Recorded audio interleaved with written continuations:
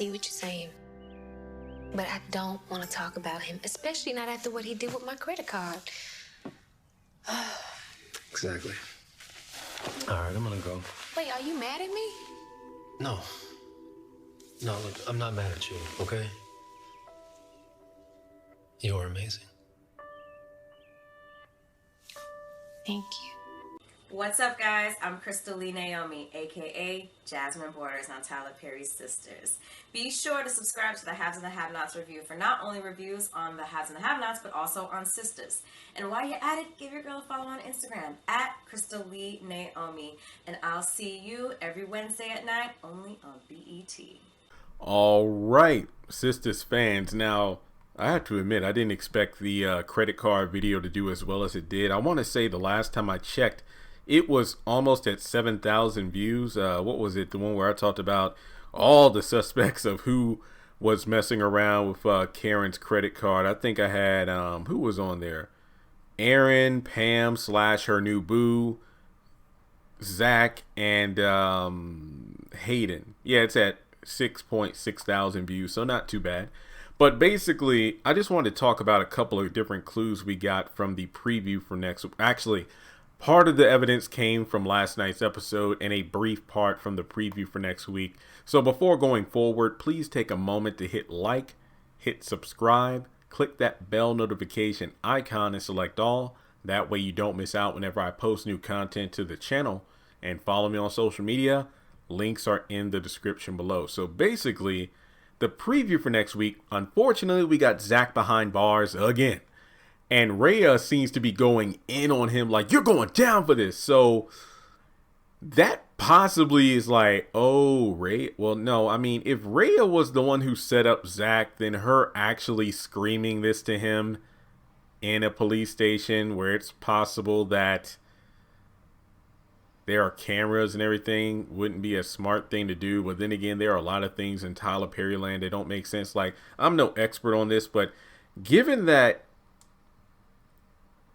she filled out the warrant, isn't there wait, I don't even think Sabrina even followed up with Karen to let her know about the charges, because didn't she say in the previous episode 14 last week that, oh yeah, I have a friend who works. Oh, I did not mention this in my episode review. Crap. Okay. Sabrina looked at the paperwork with the charges and said, oh, this credit card, I know someone who works at the company, which is like a sister branch or sister bank of the bank I work at.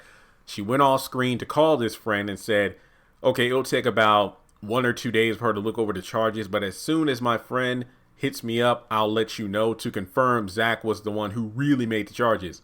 So Karen the next day took it upon herself to fill out a warrant, and now Zach got arrested. That's effed up.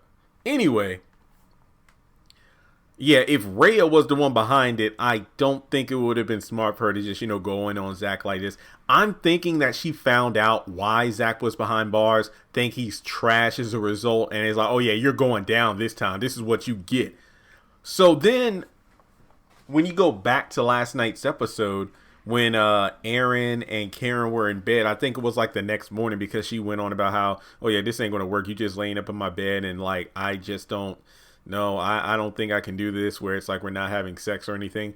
I think we're in a situation where Aaron's playing the long game. Now, this I mentioned in my episode review. It's like 1 minute, aka the beginning of the season, he's like, oh, I want Karen, I want you. But I want to say it like this. I'm not vouching for Aaron, but I will say I'm looking at all the evidence. More often than not, those scenes where he just wants sex with Karen, he's mostly intoxicated. But when he's sobered up, he's like, nope, celibacy. I realized I was upset. Because remember, at the beginning, Aaron was the one who wanted sex more than anything. Karen was the one who was like, you're still grieving. The whole wife situation, your ex-wife and all this craziness going on. That's why you want sex more than anything right now. And now it's like the roles are semi-reversed, where he's the one like, hey, let's slow things down. You're still in love with your ex.